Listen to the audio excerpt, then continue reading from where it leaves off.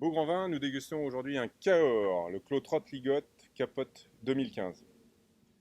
Donc Cahors c'est compliqué.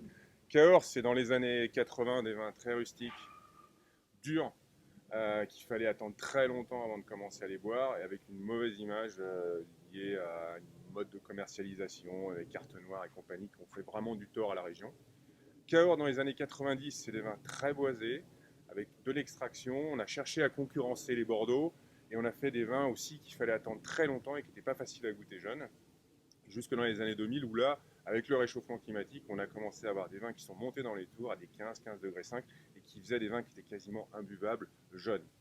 Et là, il y a un vrai changement à Cahors. Il y a toute une génération de jeunes vignerons, qui ont à peu près la trentaine, qui sont potes, qui ont fait des études ensemble et qui goûtent beaucoup ensemble et qui ont décidé de tirer l'appellation dans une autre direction. Et la direction, c'est la direction du Clos Trott-Ligot avec ce capote. C'est donc des vins beaucoup moins alcoolisés, beaucoup moins boisés, qui sont buvables beaucoup plus jeunes. Et dans la particularité de celui-ci, donc ce capote, c'est d'être sans soufre.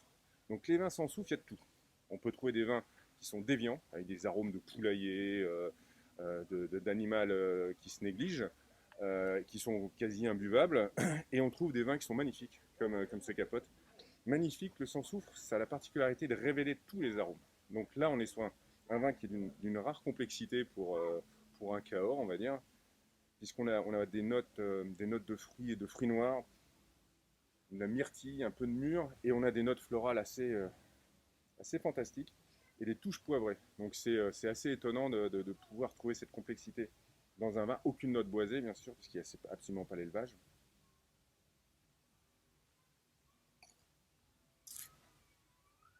Et en bouche, on retrouve exactement les arômes du nez, avec un vin qui est très frais, qui est très facile à boire. Donc là, on est absolument pas sur le Cahors qu'il va falloir garder 10 ou 15 ans. Ça, c'est des vins à boire dans 2, 3 ans sur le fruit. Mais alors, c'est vraiment fantastique.